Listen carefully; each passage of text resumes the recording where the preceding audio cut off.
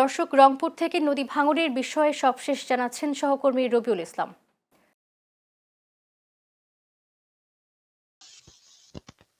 জি, আপনাকে ধন্যবাদ জানাচ্ছি। আমি এই মুহূর্তে দাঁড়িয়ে আছি রংপুরের কাউনিয়া উপজেলার ১০ নম্বর যে ঘাট, সেই ঘাটেই। এটা কিন্তু তিস্তা নদীর উপর অতিক্রান্ত। আমি যদি একটা কথা আপনাকে জানিয়ে রাখি যে রংপুরে বন্যা পরিস্থিতি কিন্তু এখন স্বাভাবিক। মানে বন্যা কিন্তু অনেক কমতে ধরেছে। তার বন্যার কিন্তু বন্যাতে যে প্লাবিত হয়েছে বিভিন্ন এলাকা, সেগুলো কিন্তু এখন বের হয়েছে। বিশেষ করে বন্যা পানি বাড়লেও যেমন রংপুরের তিস্তা এবং করতোয়া, আখিরা, ধলেশ্বরী বা ছোট বড় নদী যেগুলো আছে সেগুলোর ভাঙন যেরকম আছে, পানি কমলেও কিন্তু ঠিক তেমনি ভাঙনের তীব্রতা কিন্তু বাড়ে। আপনাকে আরেকটি তথ্য আমি যদি দিয়ে রাখি যে রংপুরে কিন্তু এই ভাঙন বাড়া এবং কমার পিছনের যে দৃশ্যটা সবচেয়ে বেশি কিন্তু ক্ষতিগ্রস্ত হয় তিস্তাপাড়ের মানুষ।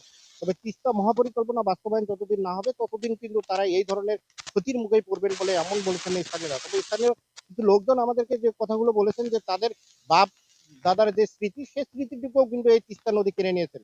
তবে তিস্তা মহাপরিকল্পনা বাস্তবায়ন হলে তাদের হয়তো বা বাপ দাদার রেখে যাওয়া বা তাদের রেখে যাওয়া স্মৃতিগুলো তাদের সন্তান বা তাদের নাতিদের কাছে অক্ষত থাকবে, এমনটি কিন্তু তারা বলছেন। তবে তিস্তা মহাপরিকল্পনা বাস্তবায়ন বা তিস্তা নদীর ন্যায্য হিস্যার দাবিতে কিন্তু গতকালকে রংপুর পানি উন্নয়ন বোর্ড কিন্তু ঘেরাও করেছিলেন চর অঞ্চলের বেশ কিছু লোকজন। এখানে কিন্তু জাতীয় নাগরিক পার্টির আহ্বায়ক তিনিও কিন্তু রংপুর জেলার তিনিও কিন্তু অংশগ্রহণ করেছিলেন। তবে রংপুরে বন্যা পরিস্থিতি স্বাভাবিক হলেও কিন্তু এখন পর্যন্ত ভাঙনের তীব্রতা কিন্তু অনেক বেড়েছে। আমি যদি আপনাকে আরো একটু আমার ৩ টে উপজেলার কথা যদি বলি, গঙ্গাচড়া, কাউনিয়া এবং পীরগাছা উপজেলা, এই উপজেলায় কিন্তু তিস্তাপাড়ের মানুষগুলো কিন্তু এখন সবচেয়ে আতঙ্কের মধ্যে দিন পার করছেন। তবে রংপুর থেকে বন্যার পরিস্থিতি।